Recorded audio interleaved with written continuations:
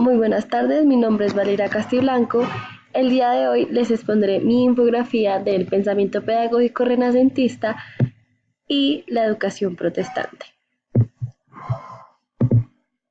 Iniciemos. El pensamiento pedagógico renacentista nace en la cuna italiana, como lo pueden observar en el mapa, tomando de los griegos la democracia y el romano las leyes. Era una nueva mentalidad. Esta influyó en la educación. Buscó sustituir procesos mecánicos por métodos más agradables. ¿Por qué se destacó? Primero, Gutenberg en 1440 crea la imprenta, difundió el saber y la rebelión, la emigración de los sabios bizantinos que salieron de Constantinopla hacia Italia, haciendo influencia en el pensamiento crítico. Gutenberg inventó la imprenta y con esto lo primero que imprimió fue la Biblia. Además, se destacó por la brújula, la creación de la brújula, que posibilitó las grandes navegaciones, como por ejemplo en 1488 Vasco de Gama desembarcó en la India. En 1492 Cristóbal Colón descubrió América. Además, en 1500 Pedro Álvarez habría descubierto Brasil. Además, se destacó por la teoría heliocéntrica 1473 a 1543, defendida por el polaco Nicolás Copérnico. Este ejerció una influencia en el pensamiento de las personas de esa época. La educación renacentista preparó la formación del hombre burgués, caracterizado por el elitismo, por el aristocratismo y por el individualismo liberal. Además, se destacó por las grandes navegaciones mencionadas anteriormente, estas navegaciones dieron origen al capitalismo. Además, en el pensamiento pedagógico renacentista hubieron 4 pedagogos importantes, los cuales son: primero, Vittorino dal Feltre, 1378 a 1446. Era un italiano humanista cristiano, proponía una educación individualizada y autogobierno de los alumnos. Creía en la emulación, es decir, casa, escuela, alegre. Fue el primero en colocar la piedra de la escuela nueva. Pasamos con Erasmo de Sideiro, 1467 a 1536.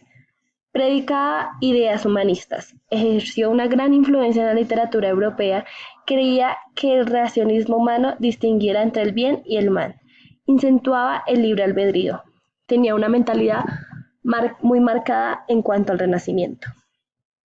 Continuamos con Juan Luis Vives, 1492 y 1540. Nació en la ciudad de España, Valencia. Vivió en la época de las grandes conclusiones y exasperadas luchas políticas y religiosas. Reconoció las ventajas del método inductivo, el valor de la observación rigurosa y la recopilación de las experiencias. Se pronuncia a favor de los ejercicios corporales. Fue uno de los que otorgó una gran importancia al juguete infantil. Continuamos con Francos y Rabelais, 1483 y 1553. Este personaje es muy peculiar, puesto que fue un médico y fraile franciscano. Otorgó la escuela escolástica y le dio le dio más importancia a la naturaleza que a los libros. Sus escritos valoraban la cultura popular, lo que significaba una resistencia a la cultura oficial de las clases dominantes. A continuación, pasaremos a la educación protestante. Para hablar de la educación protestante tenemos que hablar de quién fue el padre de esta educación.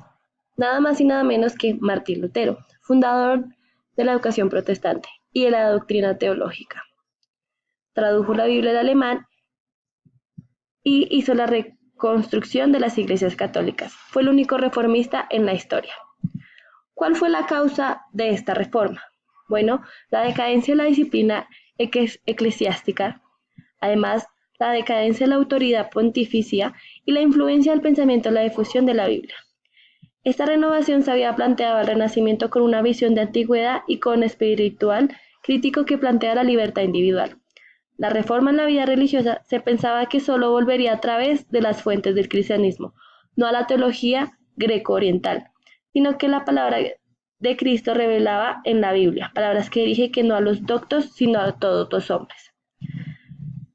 Un dato curioso es que la Biblia solo puede ser interpretada en dos partes, por católicos y por protestantes. Por católicos dan origen divino a la autorización del Papa, los protestantes según el dictado de la conciencia del hombre.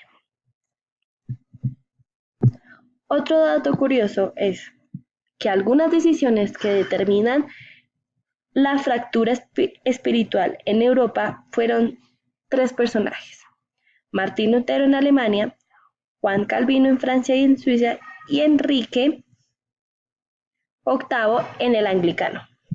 Todos se separan de la obediencia de Roma. A continuación, pasaremos con las consecuencias.